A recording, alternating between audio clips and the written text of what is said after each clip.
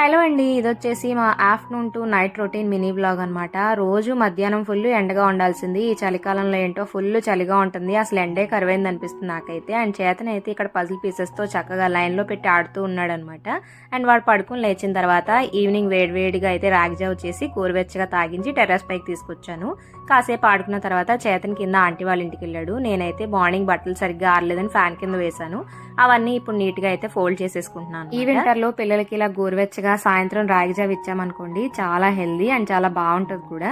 So తర్వాత నేనైతే kitchen లోకి వచ్చి డిన్నర్ ప్రిపరేషన్ అయితే స్టార్ట్ చేశాను. ఈ రోజు అయితే దొండకాయ కొబ్బరి కర్రీ చేద్దాం అనుకుంటున్నాను అనమాట. చేతను వచ్చేలోగా ఈ కర్రీ అంతా ప్రిపేర్ చేసేద్దాం అనుకున్నాను. బట్ నా వంట సగంలో ఉండగానే వాడు వచ్చేసాడు. బట్ ఫైన్, వాడైతే కార్తో ఆడుకుంటూ ఉండగా నేనైతే వంట కంప్లీట్ చేసేసాను.